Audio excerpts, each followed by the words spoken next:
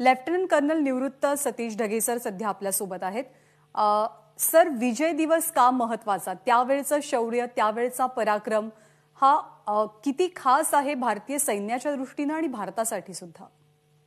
नक्कीच ज्ञानदा, 16 डिसेंबर हा विजय दिवस म्हणून आपण साजरा करतो आणि खऱ्या अर्थानं प्रत्येक भारतीयासाठी, भारतीय सैन्यामधल्या प्रत्येक सैनिकासाठी हा अभिमानाचा दिवस आहे.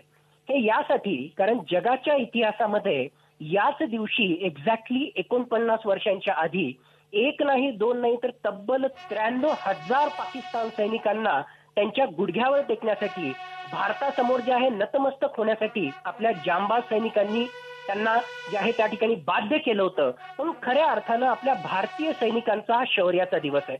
आपल्याला जसं माहित आहे की त्याच वेळेस ज्या प्रकारे त्यावेळेसच्या पश्चिम पाकिस्ताननं पूर्व पाकिस्तानमध्ये म्हणजे आज घडीच्या बांगलादेशमध्ये प्रचंड प्रमाणामध्ये तिथल्या बंगाली भाषिकांवर अन्याय केले होते, त्यांच्या मानवी हक्कांचं उल्लंघन केलं होतं आणि त्याला पाठिंबा म्हणून भारतानं मुक्ती वाहिनीला त्या ठिकाणी सपोर्ट केला होता आणि त्यातूनच हे युद्ध त्या ठिकाणी लढलं गेलं. फक्त 13 दिवसांमध्ये 3 डिसेंबर ते 16 डिसेंबर फक्त 13 दिवसांमध्ये आपण पाकिस्तानच्या सैनिकांचा धुव्वा उडवला आणि त्यांना आपल्या पुढे नतमस्तक करायला लावलं. खरं पाहिलं तर भारताच्या त्यावेळेसची राजकीय इच्छाशक्ती आणि भारतीय सैनिकांचं शौर्य यांचं जर कॉम्बिनेशन असेल तर आपण काय हासिल करू शकतो त्याचं हे उत्कृष्ट उदाहरण होतं.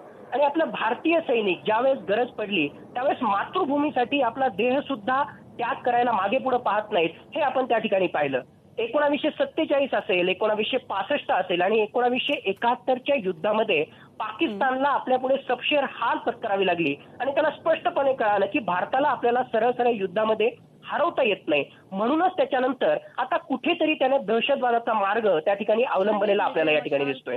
नक्कीच या दिवसाचं अतिशय महत्व आहे आणि आता आपण त्याला 49 वर्ष पूर्ण केलेले आहेत. 50व्या वर्षामध्ये आपण त्याला पदार्पण करतोय. म्हणून आजपासून पुढच्या एका वर्षापर्यंत 16 डिसेंबर 2021 पर्यंत वेगवेगळ्या प्रकारचे कार्यक्रम त्या ठिकाणी राबवण्यात येतील आणि प्रत्येक भारतीयाच्या मनात भारतीय सैनिकांच्या शौर्याविषयी याच्याविषयी जागृती निर्माण करण्याचं काम त्या ठिकाणी करण्यात येईल.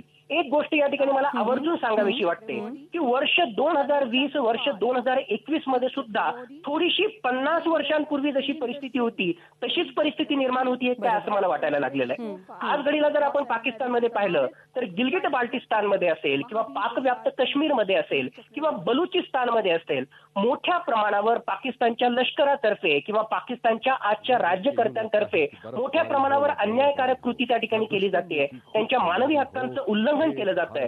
आणि जसं 1971ला बांगलादेशमध्ये मुजीबुर रहमान यांच्या नेतृत्वाखाली एक लढा उभारला गेला आणि त्याला भारतानं पाठिंबा दिला आणि भारतानं त्याच्या माध्यमातून पाकिस्तानचे 2 तुकडे केले.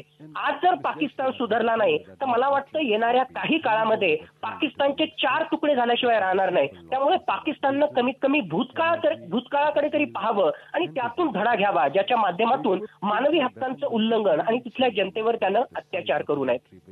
याच मुद्द्याच्या अनुषंगाने मी आपल्याला पुढचा प्रश्न विचारते की आत्ताची चीन बॉर्डरची परिस्थिती किंवा पाकिस्तानकडनं सातत्यानं होत असलेल्या कुरापती, या कोरोनाचं असलेलं संकट, या पार्श्वभूमीवरती पंतप्रधानांचं संबोधन हे किती महत्वाचं ठरतं जवानांचं मनोबल वाढवण्याच्या दृष्टीनं? नक्कीच हे महत्वाचं ठरतं कारण या ठिकाणी आपल्याला माहिती आहे की मागच्या 1 वर्षांमध्ये अतिशय खडतर परिस्थितीमधून, प्रतिकूल परिस्थितीमधून आपला सगळा देश जातोय आणि जसं तुम्ही योग्य प्रकारे सांगितलं की वेगवेगळ्या फ्रंटवर आपला लढा सुरू आहे.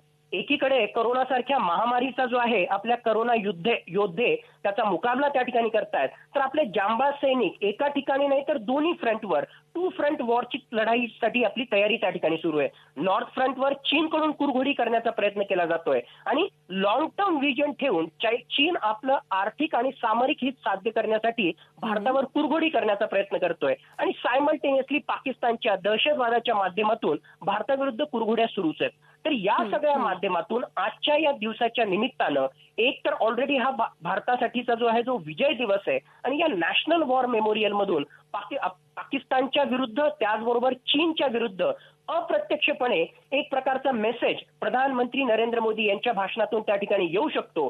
त्याचबरोबर गेल्या काही दिवसांमध्ये सुद्धा जर आपण पाहिलं असलं तर आपले रक्षा मंत्री राजनाथ सिंग यांनी सुद्धा स्पष्टपणे चीनला त्याचबरोबर पाकिस्तानला इशारा दिलेला आहे. म्हणजे आता मागच्या काही काळामध्ये जर आपण पाहिलं तर मागच्या काही दशकांमध्ये ज्या प्रकारे आपली स्ट्रॅटेजी होती की पाकिस्तानकडून किंवा चीनकडून काही कुरघोडी करण्याचा जरी प्रयत्न केला गेला तरी संयमाच्या माध्यमातून किंवा फक्त आणि फक्त राजनैतिक डिप्लोमसीच्या माध्यमातून आपण त्याला उत्तर देण्याचा प्रयत्न करत होतो. पण मागच्या काही काळामध्ये जर पाहिलं तर आपण दृढ राजकीय इच्छाशक्तीचा परिचय त्या ठिकाणी दिलेला आहे आणि चीननं जी कुरघोडी केली त्याला जशास तसं उत्तर देण्यासाठी मिरर डिप्लॉयमेंट केलेलं आहे. एवढंच नाही तर आपलं जे इन्फ्रास्ट्रक्चर म्हणजे बॉर्डरच्या अक्रॉस असणाऱ्या वेगवेगळ्या पायाभूत सुविधा त्याच्या निर्मिती करण्यामध्ये सुद्धा कुठलाही खंड आपण येऊ दिला नाही. ही अतिशय महत्वाची बाब आहे कारण याच्या आधी चीननं आपल्यावर दबाव करून अशा प्रकारे इन्फ्रास्ट्रक्चर डेव्हलपमेंटमध्ये अडथळे आणण्याचा प्रयत्न केला पण भारतानं जे आहे त्याला कुठलीही एक प्रकारे जे आहे तमाशाची बाळगली नाही. अगदी बरोबर आहे की प्रत्युत्तर देण्याची पद्धत आपली सुद्धा बदललेली आहे, रिॲक्शन देण्याची पद्धत बदलली आहे